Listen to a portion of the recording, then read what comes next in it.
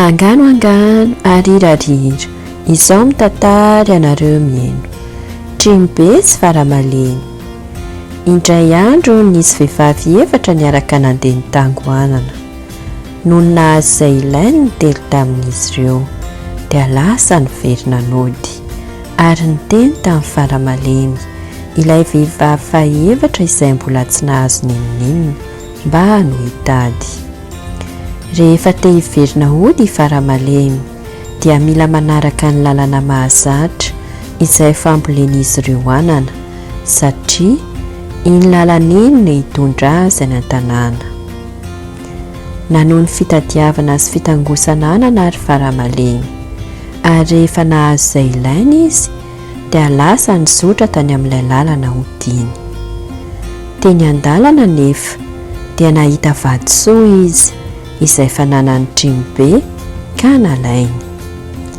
Tampoka teo dia nitrerona mafy Trimobe nilaza hoe, maimbo olombelona, maimbo olombelona. Namaly azy Faramalemy niteny hoe, izao ihany ty Trimobe. Rehefa tratran'ny Trimobe izy dia hoy Trimobe taminy, inona no tianao, lasa hovadiko zaho zanako.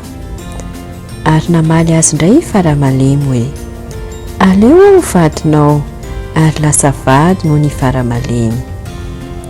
Taty aoriana dia niteraka zazavavy kely izy ireo, izay nantsoina hoe ralesika.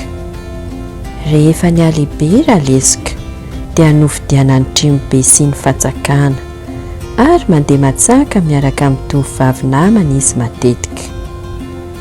Indray andro dia nanao sangisangy ratsy tamin'ireo namany, ka niteny tamin'ny ralesika hoe, vakio sininao, fa efa novakianay avokoa nenay. Ka tena zeran'ny ralesika ary ny sininy, ary dia vaky tokoa.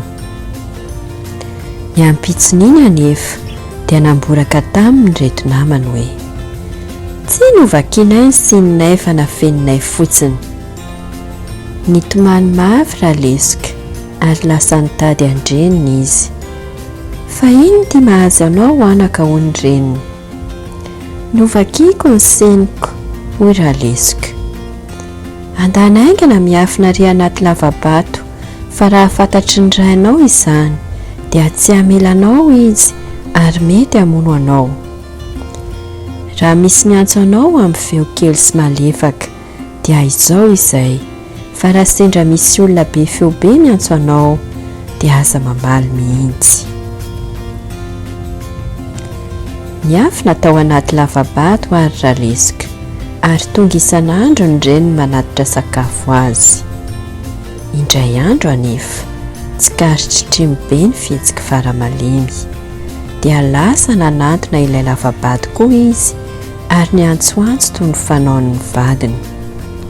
Raha nahariany feo be an'ny Trimobe anefa ralesika, dia tsy novoainy ilay vato manidy ilay lavabato. Rehefa niverina nanandrina ny antso iny betsaka i Trimobe, ka tsy nahomby, dia lasa nijery an'itony kakazo mpitsabo izy, ary nangataka hody mba hampiova ny feo no lasa kely sy malefaka toy ny an'ny Faramalemy. Nanome hody azy itony kakazo, saingy nilaza taminy fa voarara ho azy ny mandrora. Lasa niantso an'ny ralesika Trimobe, saingy nandrora nefa izy, ka dia fantatra ralesika, ka tsy nivoainy. Lasa tany amin'ny rahoka indray ny Trimobe, izay mpitsabo ray hafa, ka nangataka hody hafa indray izy mba hakely ny feony. Nomendrahoka hody izy, saingy mbola norarany ihany koa ny mandrora. Adin'ny Trimobe indray anefa ilay fady, ka tsy nivoain-dralesika izy. Niverina tany amin'ny rahoka i Trimobe naka hody hafa, ary nahazo taina koa izy. Lasa niantso ny zanany vavy indray izy, ary nahomby, satria tsy nandrora intsony. Vao hitan-dralesika nefa ny lohan'ny Trimobe, dia natosiny aingana ilay vato manidy ilay lavabato, ka dia tery tao ny lohan'ny Trimobe, ka maty izy. tsy nila ny afina intsono ny ralesika ka lasa nitady amin'ny Faramalemy reniny izy.